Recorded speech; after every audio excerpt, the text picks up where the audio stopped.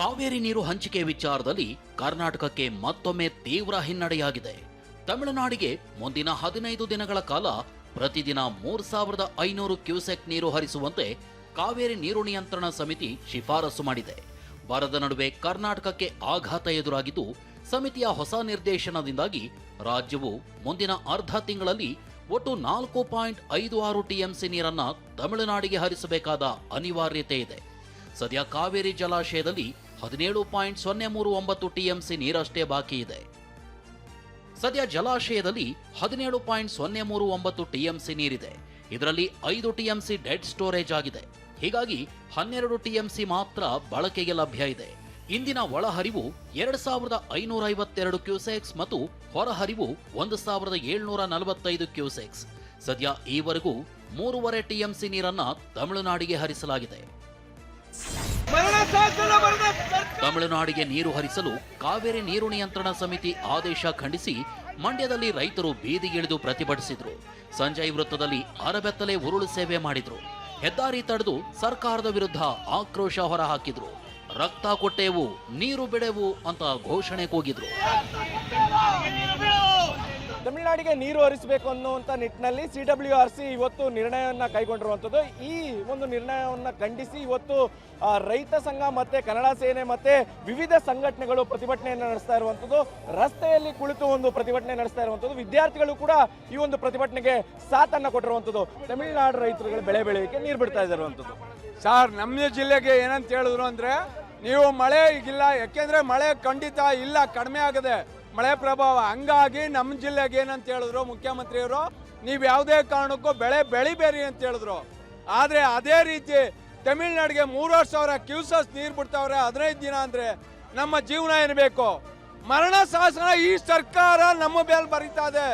ಈ ಸರ್ಕಾರ ಪತನ ಆಯ್ತದೆ. ಮುಖ್ಯಮಂತ್ರಿಗಳು ಎಚ್ಚೆತ್ತು ಈ ತಕ್ಷಣ ತಮಿಳುನಾಡು ಬಿಡ್ತಾ ಇರುವಂತ ನೀರನ್ನ ತಕ್ಷಣ ನಿಲ್ಲಿಸಿ. ತಮಿಳುನಾಡಿಗೆ ವಾಟರ್ ಮ್ಯಾನ್ ತರ ನೀವು ನೀರೇನಾರ ಬಿಟ್ರೆ ನಿಮ್ಮನ್ನ ಮುಖ್ಯಮಂತ್ರಿ ಸ್ಥಾನದಿಂದ ಕೆಳಗಿಳಿಸುವಂತ ಕೆಲಸವನ್ನ ಕಾವೇರಿ ಕೊಳ್ಳದ ರೈತರು ಮಾಡಬೇಕಾಗುತ್ತೆ. ಈ ತಕ್ಷಣವೇ ನೀವು ಸರ್ವಪಕ್ಷದ ಸಭೆಯನ್ನ ಕರೆದಿ ನೀವು ನೀರು ಬಿಡಬಾರ್ದು ಅನ್ನೋ ನಿಲುವಿಗೆ ನೀವೇನಾರ ಬಂದ್ರೆ ನಿಮ್ಮನ್ನ ನಾವು ಅಭಿನಂದಿಸ್ತೀವಿ. ಬಿಟ್ರೆ ಉಗ್ರವಾದ ಚಳವಳಿಯನ್ನ ನಾವು ಹಮ್ಮಿಕೊಳ್ತೀವಿ ಅನ್ನೋ ಎಚ್ಚರಿಕೆಯನ್ನ ಕೊಡ್ತಾ ಇದ್ದೀವಿ. ಒಂದು ವೇಳೆ ನೀರು ಬಿಟ್ರೆ ರಾಜ್ಯಕ್ಕೆ ಬೆಂಕಿ ಬೀಳುತ್ತೆ ಅಂತ ಕನ್ನಡ ಪರ ಹೋರಾಟಗಾರ ವಾಟಾಳ್ ನಾಗರಾಜ್ ಎಚ್ಚರಿಸಿದ್ದಾರೆ. ನೀರು ಬಿಟ್ರೆ ಕ್ರಾಂತಿ ಆಗಲಿದೆ ಅಂತ ಕರವೇ ಕೂಡ ಎಚ್ಚರಿಕೆ ನೀಡಿದೆ. ಬೇಕಲ್ಲ ಅಜೆಂಡ, ಬೇಕಲ್ಲ, ಏನಿದೆ ಅಜೆಂಡ? ನೀರೇನಾದ್ರೂ ಬಿಟ್ರೆ ಇಡೀ ರಾಜ್ಯ ಬೆಂಕಿ ಬೀಳುತ್ತೆ. ಹುಷಾರ್. ನಮ್ಮ ಜನರ ಹಿತವನ್ನ ಬಲಿ ಕೊಟ್ಟೇನಾದ್ರೂ ತಮಿಳುನಾಡಿಗೆ ನೀರು ಕೊಟ್ಟಿದ್ದೇ ಹೇಳಿದ್ರೆ ಇಡೀ ಕರ್ನಾಟಕದೊಳಗಡೆ ಕರ್ನಾಟಕ ರಕ್ಷಣಾ ವೇದಿಕೆ ಭಾರಿ ಕ್ರಾಂತಿಕಾರಿ ಹೋರಾಟಗಳನ್ನ ಮಾಡಬೇಕಾಗುತ್ತೆ. ನಮ್ಮಲ್ಲಿ ಮಳೆಯೇ ಇಲ್ಲ, ವರ್ಷ ಪೂರ್ತಿ ಕುಡಿಯೋ ನೀರು ಬೇಕು. ಹೀಗಾಗಿ ಸಿಎಂ ಡಿಕೆ ಶಿವಕುಮಾರ್ ಜೊತೆ ಚರ್ಚಿಸಿ ನಿರ್ಧರಿಸ್ತೀವಿ ಅಂತ ಜಲಸಂಪನ್ಮೂಲ ಸಚಿವ ರಾಮಲಿಂಗಾರೆಡ್ಡಿ ಹೇಳಿದ್ದಾರೆ. ಅವರು 3,500 ಕ್ಯೂಸೆಕ್ಸ್ ನೀರು 15 ದಿನಕ್ಕೆ ಬಿಡಿ ಅಂತ ಹೇಳಿದ್ದಾರೆ. ಅದರ 4 TMC ಅಷ್ಟು ನಮಗೆ ನೀರು ಬೇಕಾಗುತ್ತೆ. CWMAಗೆ ಅಪೀಲ್ ಹೋಗ್ಬೋದು, ಅದು ತೀರ್ಮಾನ ಮಾಡಬೇಕು. ಅಪೀಲ್ ಹೋಗಬೇಕು ಬೇಡ ಅಂತ ಮುಖ್ಯಮಂತ್ರಿಗಳ ಹತ್ರ ಚರ್ಚೆ ಮಾಡಿ ತೀರ್ಮಾನ ತಗೊಳ್ತೀವಿ. ಮಳೆ ಬಾರದ ಹಿನ್ನೆಲೆಯಲ್ಲಿ ಕಾವೇರಿ ನೀರು ಕಡಿಮೆ ಇದೆ. ಕುಡಿಯೋ ನೀರು ಇಟ್ಕೊಂಡು ತಮಿಳುನಾಡಿಗೆ ಕೊಡಬೇಕಾಗುತ್ತೆ. ಆದ್ರೂ ಮುಖ್ಯಮಂತ್ರಿಗಳು ಏನ್ ಹೇಳ್ತಾರೋ ಅದೇ ಅಂತಿಮ ಅಂತ ಸಚಿವ ಡಾಕ್ಟರ್ ಯತೀಂದ್ರ ಸಿದ್ದರಾಮಯ್ಯ ಹೇಳಿದ್ದಾರೆ. ಸಮುದ್ರಕ್ಕೆ ವ್ಯರ್ಥವಾಗಿ ಕಾವೇರಿ ನೀರು ಹರಿದು ಹೋಗ್ತಿದೆ ಅಂತ ಮೊನ್ನೆಯಷ್ಟೇ ತಮಿಳುನಾಡಿಗೆ ಹೋಗಿದ್ದ ಸಂದರ್ಭದಲ್ಲಿ ಮಂಡ್ಯ ಶಾಸಕ ಗಾಣಿಗ ರವಿಕುಮಾರ್ ಚಿದಂಬರಂ ಜಿಲ್ಲೆಯಲ್ಲಿ ವಿಡಿಯೋ ಮಾಡಿದ್ದಾರೆ. ಚಿದಂಬರಂ ಜಿಲ್ಲೆಯಲ್ಲಿ ನೋಡಿ, ಇಲ್ಲಿಂದ ಅಲ್ಲಿವರೆಗೂ ಕಾವೇರಿ ನದಿ ಹರಿಯುವಂಥ ದೊಡ್ಡ ಹೊಳೆ ಇದು ನಮ್ಮ ಕಾವೇರಿ ನದಿ. ನಾವು ನೀರಿಲ್ಲ ಏನೂ ಇಲ್ಲ ಅಂತ ಅಳ್ತಾ ಇದ್ದೀವಿ. ಸಮುದ್ರಕ್ಕೆ ನೋಡಿ ನೀರು ಹೆಂಗೆ ಹೋಗ್ತಾ ಇದೆ. ಮೇಕೆದಾಟು ಇಲ್ಲಿ ತೋರ್ಸಪ್ಪ, ನೀರು ತೋರ್ಸಲ್ಲಿ. ಮೇಕೆದಾಟು ಯಾಕೆ ಆಗಬೇಕು ಅಂದರೆ ಈ ನೀರು ಸುಮ್ಮನೆ ಹರಿದು ಸಮುದ್ರಕ್ಕೆ ಹೋಗ್ತದಲ್ಲ, ಇದನ್ನು ತಡೆದು ಅಲ್ಲಿ ಮೇಕೆದಾಟು ಕಟ್ಟಿದ್ರೆ ನಮಗೂ ನೀರಾಗುತ್ತೆ, ಇವ್ರಿಗೂ ನೀರಾಗುತ್ತೆ. ತಮಿಳುನಾಡಿಗೆ ಒಂದು ಹನಿನೂ ನೀರು ಬಿಡಬಾರದು. ಕಾವೇರಿ ನೀರು ನಿಯಂತ್ರಣ ಸಮಿತಿಗೆ ಮೇಲ್ಮನವಿ ಸಲ್ಲಿಸಬೇಕು. ಕೂಡಲೇ ಮುಖ್ಯಮಂತ್ರಿಗಳು ಸರ್ವಪಕ್ಷ ಸಭೆ ಕರೆಯಬೇಕು ಅಂತ ವಿಪಕ್ಷ ನಾಯಕ ಆರ್ ಅಶೋಕ್ ಒತ್ತಾಯಿಸಿದ್ದಾರೆ. ಇನ್ನು ಮುಖ್ಯಮಂತ್ರಿಗಳು ಮನೆಗೆ ಮಾರಿ ಊರಿಗೆ ಉಪಕಾರಿ ಅನ್ನೋ ರೀತಿಯಾಗಿದ್ದಾರೆ ಅಂತ ಬಿಜೆಪಿ ರಾಜ್ಯಾಧ್ಯಕ್ಷ ವಿಜಯೇಂದ್ರ ಕಿಡಿಕಾರಿದ್ದಾರೆ. ಕೂಡಲೇ ಸರ್ವಪಕ್ಷದ ಸಭೆಯನ್ನು ಕರಿಬೇಕು, ಎಕ್ಸ್ಪ್ಲೈನ್ ಮಾಡಬೇಕು, ಯಾಕೆ ಫೇಲ್ ಆದ್ರಿ ಅನ್ನೋದನ್ನ ಎಕ್ಸ್ಪ್ಲೈನ್ ಮಾಡಬೇಕು, ಮುಂದೆ ಏನು ಕ್ರಮ ತೆಗೆದುಕೊಳ್ತೀರಿ ಅನ್ನೋದ್ರ ಬಗ್ಗೆನೂ ಕೂಡ ಆ ಸಭೆಯಲ್ಲಿ ಚರ್ಚೆ ಮಾಡಬೇಕು. ಕೂಡಲೇ ನೀರನ್ನು ಬಿಡದೆ ಪ್ರಾಧಿಕಾರದ ಮುಂದೆ ಮತ್ತೆ ಮನವಿ ಅಪೀಲನ್ನು ಕೂಡಲೇ ಹಾಕಬೇಕು. ಮಾನ್ಯ ಮುಖ್ಯಮಂತ್ರಿಗಳ ನಡವಳಿಕೆನ ಗಮನಿಸ್ತಾ ಇದ್ರೆ ಮನೆಗೆ ಮಾರಿ ಊರಿಗೆ ಉಪಕಾರಿ ಅಂದಂತಾಗಿದೆ ಅವರ ನಡವಳಿಕೆ. ಮನೆಗೆ ಮಾರಿ ಊರಿಗೆ ಉಪಕಾರಿ ಎಂದಂಗೆ ಆಗಿದೆ. ಯಾಕೆಂತ ಹೇಳಿದ್ರೆ ಇವತ್ತು ನಮ್ಮ ಈ ಭಾಗದ ರೈತರಿಗೆ ದನ ಕರುಗಳು ಕೂಡ ಕುಡಿಯೋಕ್ಕೆ ನೀರು ಸಿಗ್ತಾ ಇಲ್ಲ ಅಂತ ಪರಿಸ್ಥಿತಿ ಇದೆ. 14 ವರ್ಷಗಳ ಬಳಿಕ ಮತ್ತೆ ಕಾವೇರಿ ನೀರಿನ ವಿಚಾರವಾಗಿ ಕರ್ನಾಟಕ ಮತ್ತು ತಮಿಳುನಾಡು ನಡುವೆ ಮಾತುಕತೆ ನಡೆಯುವ ಸಾಧ್ಯತೆಗಳಿವೆ. ಆಗಸ್ಟ್ 3ರಂದು ತಮಿಳುನಾಡು ಸಿಎಂ ವಿಜಯ್ ಜೊತೆ ಕರ್ನಾಟಕ ಸಿಎಂ ಡಿಕೆ ಶಿವಕುಮಾರ್ ಮಾತುಕತೆ ನಡೆಸಲಿದ್ದಾರೆ. ವಿಧಾನಸೌಧದ ಸಮ್ಮೇಳನ ಸಭಾಂಗಣದಲ್ಲಿ ಈ ಮಹತ್ವದ ಸಭೆ ನಡೆಯಲಿದ್ದು, ಮೀಟಿಂಗ್ ಆಗಿ ಸಭಾಂಗಣದಲ್ಲಿ ಸಿದ್ಧತೆ ಕಾರ್ಯ ನಡೆಯುತ್ತಿದೆ. ಉಭಯ ರಾಜ್ಯಗಳ ಮುಖ್ಯಮಂತ್ರಿಗಳು ಆಗಸ್ಟ್ 3ರಂದು ಕಾವೇರಿ ನೀರು ಹಂಚಿಕೆ ವಿಚಾರವಾಗಿ ಮಾತುಕತೆ ನಡೆಸಲಿದ್ದು, ಈ ಸಭೆಯಲ್ಲಿ ಮೇಕೆದಾಟುವಿನಲ್ಲಿ ಕಾವೇರಿ ನದಿಗೆ ಅಣೆಕಟ್ಟು ನಿರ್ಮಿಸುವ ಪ್ರಸ್ತಾವನೆಯು ಚರ್ಚೆಗೆ ಬರಲಿದೆ. ಇನ್ನು ಮತ್ತಿತರ ನದಿ ನೀರು ಹಂಚಿಕೆ ವಿಷಯಗಳ ಕುರಿತು ದ್ವಿಪಕ್ಷೀಯ ಮಾತುಕತೆ ನಡೆಯಲಿದೆ. ಮೇಕೆದಾಟು ಯೋಜನೆ ವಿಚಾರವಾಗಿಯೂ ತಮಿಳುನಾಡು ಸಿಎಂ ವಿಜಯ್ ಖ್ಯಾತೆ ತೆಗೆದಿದ್ದಾರೆ. ಮೇಕೆದಾಟು ಯೋಜನೆಗೆ ಕೆಳಪಾತ್ರದ ರಾಜ್ಯಗಳ ಒಪ್ಪಿಗೆ ಅಗತ್ಯವಿಲ್ಲ ಅಂತ ಜಲಶಕ್ತಿ ಸಚಿವರು ರಾಜ್ಯಸಭೆಯಲ್ಲಿ ಉತ್ತರ ನೀಡಿದ್ರು. ಇದಕ್ಕೆ ಪ್ರತಿಯಾಗಿ ಸಿಎಂ ವಿಜಯ್ ಪ್ರಧಾನಿ ನರೇಂದ್ರ ಮೋದಿಗೆ ಪತ್ರ ಬರೆದಿದ್ದಾರೆ. ಕೆಳಪಾತ್ರದ ರಾಜ್ಯಗಳ ಹಕ್ಕು ರಕ್ಷಿಸುವಂತೆ ಮೋದಿಗೆ ಪತ್ರದ ಮೂಲಕ ಆಗ್ರಹಿಸಿದ್ದಾರೆ. ಮೇಕೆದಾಟು ಯೋಜನೆಗೆ ನೆರೆ ರಾಜ್ಯಗಳ ಒಪ್ಪಿಗೆ ಬೇಕಿಲ್ಲ ಎಂದ ಕೇಂದ್ರ ಜಲಶಕ್ತಿ ಸಚಿವಾಲಯದ ಉತ್ತರಕ್ಕೆ ತಮಿಳುನಾಡು ಸಂಸದರು ಆಕ್ಷೇಪ ಎತ್ತಿದ್ದಾರೆ. ಮೇಕೆದಾಟು ಯೋಜನೆ ಕುರಿತು ಕೇಂದ್ರದ ಹೇಳಿಕೆಗೆ ತಮಿಳುನಾಡು ಆಕ್ಷೇಪ ವ್ಯಕ್ತಪಡಿಸಿದ್ದು, ಈ ಬಗ್ಗೆ ಲೋಕಸಭೆಯಲ್ಲಿ ಚರ್ಚೆಗೆ ಅವಕಾಶ ಕೋರಿ ತಮಿಳುನಾಡು ಕಾಂಗ್ರೆಸ್ ಸಂಸದ ಮಾಣಿಕಂ ಟಾಗೋರ್ ನೋಟಿಸ್ ನೀಡಿದ್ದಾರೆ. ಜಲಶಕ್ತಿ ಇಲಾಖೆ ರಾಜ್ಯ ಸಚಿವರ ಹೇಳಿಕೆಗೆ ತೀವ್ರ ಅಸಮಾಧಾನ ಹೊರಹಾಕಿದ್ದಾರೆ. ತಮಿಳುನಾಡಿನ ರೈತರ ಹಿತಾಸಕ್ತಿಯನ್ನ ಕೇಂದ್ರ ಸರ್ಕಾರ ನಿರ್ಲಕ್ಷಿಸ್ತಾ ಇದೆ. ಮೇಕೆದಾಟು ಯೋಜನೆಗೆ ಯಾವುದೇ ಅನುಮತಿ ನೀಡದಂತೆ ಒತ್ತಾಯಿಸಿದೆ. ಕೇಂದ್ರ ಒಕ್ಕೂಟ ವ್ಯವಸ್ಥೆಯ ಅಡಿ ತಟಸ್ಥವಾಗಿ ಕಾರ್ಯನಿರ್ವಹಿಸಬೇಕು. ತಮಿಳುನಾಡಿನ ಆಕ್ಷೇಪಣೆ ಪರಿಗಣಿಸದೆ ಮುಂದಿನ ನಿರ್ಧಾರ ಕೈಗೊಳ್ಳಬಾರದು. ರೈತರ ಹಿತರಕ್ಷಣೆ ಮತ್ತು ನೀರಿನ ಹಕ್ಕಿಗಾಗಿ ಹೋರಾಟ ನಡೆಯಲಿದೆ ಅಂತ ಎಚ್ಚರಿಸಿದ್ದಾರೆ. ಶಿಕ್ಷಣ ಇಲಾಖೆಯ ವಿವಿಧ ಶಿಕ್ಷಕರ ಹುದ್ದೆಗಳ ಭರ್ತಿಗೆ ಆಗ್ರಹಿಸಿ ಫ್ರೀಡಂ ಪಾರ್ಕ್ನಲ್ಲಿ ವಿದ್ಯಾರ್ಥಿಗಳು ಪ್ರತಿಭಟನೆಗಿಳಿದಿದ್ದಾರೆ. ವೃಂದ ಮತ್ತು ನೇಮಕಾತಿಯಲ್ಲಿ ತಿದ್ದುಪಡಿ ತರೋದು, ಇನ್ನು ದೈಹಿಕ, ಚಿತ್ರಕಲೆ, ಸಂಗೀತ ಶಿಕ್ಷಕರನ್ನ ಕೂಡಲೇ ನೇಮಕಾತಿಯಾಗಬೇಕು. 15,000 ಶಿಕ್ಷಕರ ನೇಮಕಾತಿಯಲ್ಲಿ ಅರ್ಜಿ ಸಲ್ಲಿಸಲು ಅವಕಾಶ ನೀಡಬೇಕು. 72,000 ಹುದ್ದೆಗಳಲ್ಲಿ ವಿಶೇಷ ಶಿಕ್ಷಕರ ನೇಮಕಾತಿಯಾಗಬೇಕು. ಜೊತೆಗೆ ಕಲ್ಯಾಣ ಕರ್ನಾಟಕ ಭಾಗದಲ್ಲಿ ಶಾಲಾ ಶಿಕ್ಷಕರ ಹುದ್ದೆಗಳ ಭರ್ತಿ ಆಗಬೇಕು ಸೇರಿದಂತೆ ಹಲವು ಆಗ್ರಹಗಳನ್ನಿಟ್ಟು ವಿದ್ಯಾರ್ಥಿಗಳು ಹೋರಾಟಕ್ಕಿಳಿದಿದ್ದಾರೆ.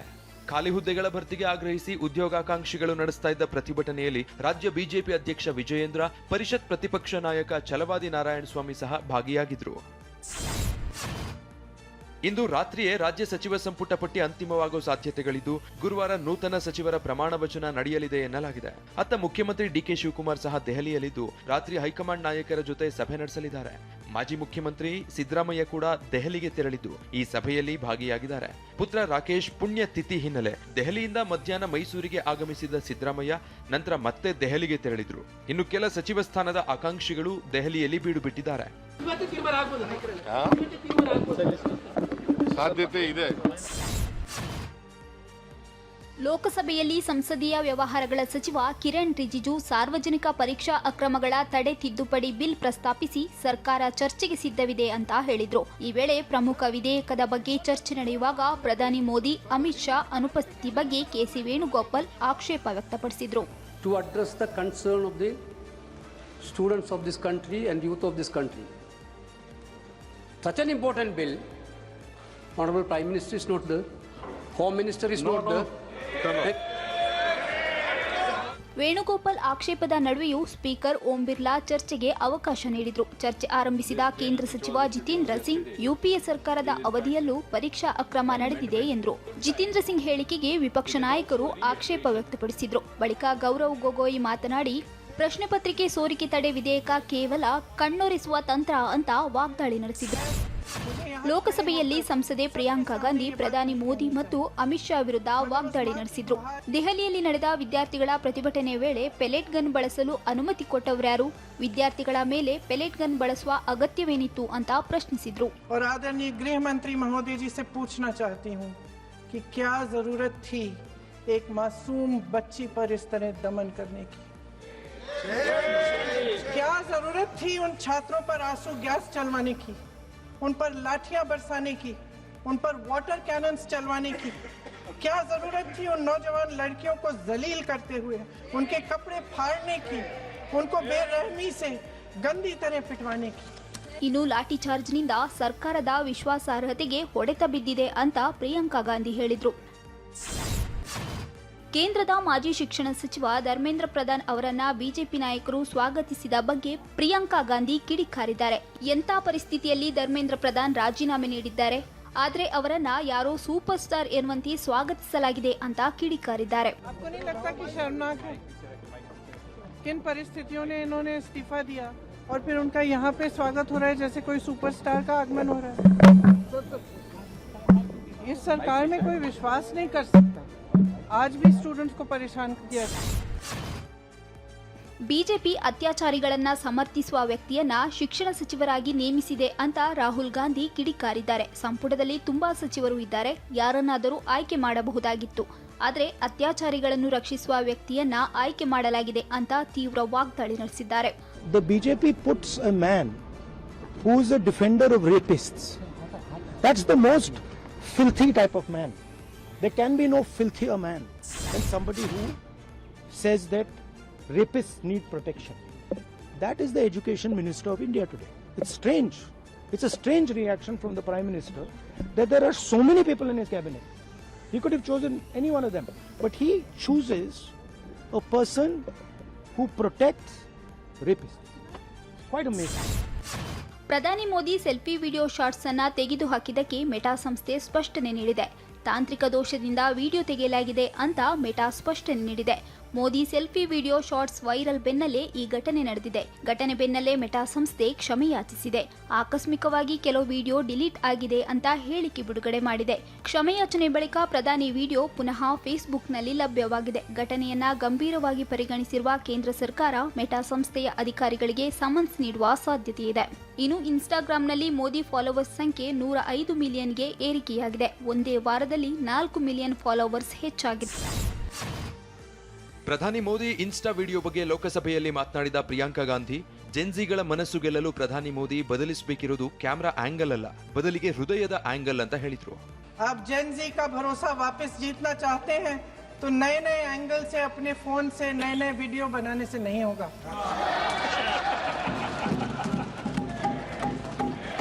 प्रधानमंत्री जी को कैमरे का एंगल नहीं, दिल का एंगल बदलना पड़ेगा.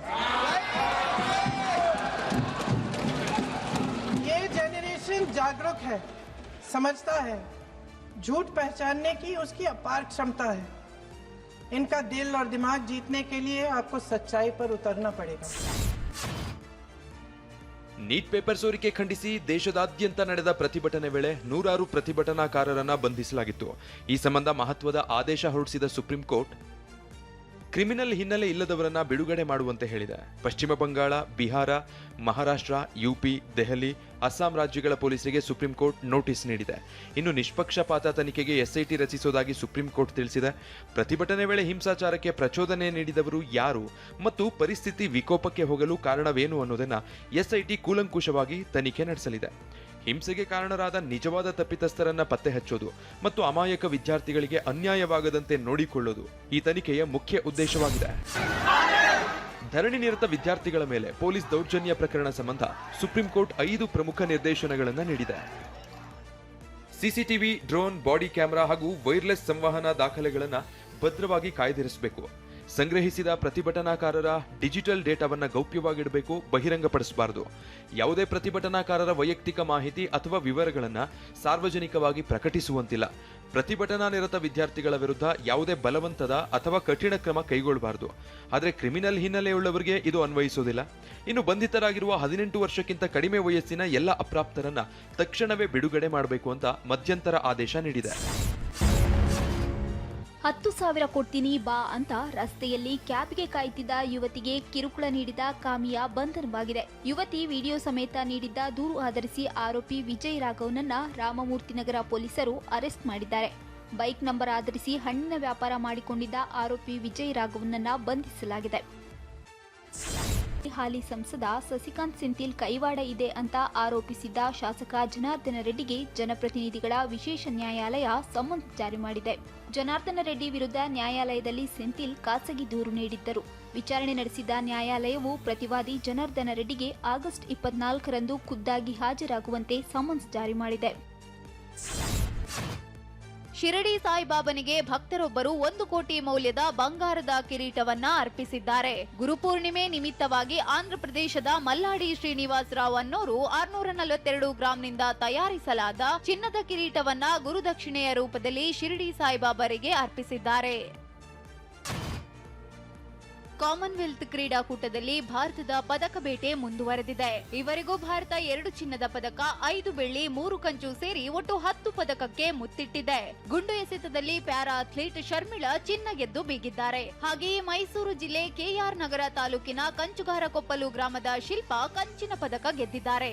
ಸಿಎಂ ಡಿಕೆ ಶಿವಕುಮಾರ್ ಕ್ರೀಡಾಪಟುಗಳ ಸಾಧನೆಯನ್ನ ಕೊಂಡಾಡಿ ಅಭಿನಂದನೆ ತಿಳಿಸಿದ್ದಾರೆ. ಇನ್ನು ಇಲ್ಲಿಯವರೆಗೆ ನಡೆದ ಪಂದ್ಯಗಳಲ್ಲಿ ಆಸ್ಟ್ರೇಲಿಯಾ 27 ಚಿನ್ನ, 13 ಬೆಳ್ಳಿ, 20 ಕಂಚು ಗೆದ್ದು ಒಟ್ಟು 60 ಪದಕಗಳೊಂದಿಗೆ ಮೊದಲ ಸ್ಥಾನದಲ್ಲಿದೆ. ಇಂಗ್ಲೆಂಡ್ 10 ಚಿನ್ನ, 15 ಬೆಳ್ಳಿ, 11 ಕಂಚು ಗೆದ್ದು ಒಟ್ಟು 36 ಪದಕಗಳೊಂದಿಗೆ ಎರಡನೆಯ ಸ್ಥಾನದಲ್ಲಿದೆ. ಇನ್ನು ಸ್ಕಾಟ್ಲೆಂಡ್ 6 ಚಿನ್ನ, 4 ಬೆಳ್ಳಿ ಗೆದ್ದು 3 ಪದಕಗಳೊಂದಿಗೆ ಮೂರನೇ ಸ್ಥಾನದಲ್ಲಿದೆ. ಇನ್ನು ಭಾರತ 2 ಚಿನ್ನ, 5 ಬೆಳ್ಳಿ, 3 ಕಂಚು ಸೇರಿ 10 ಪದಕಗಳನ್ನ ಗೆದ್ದಿದೆ.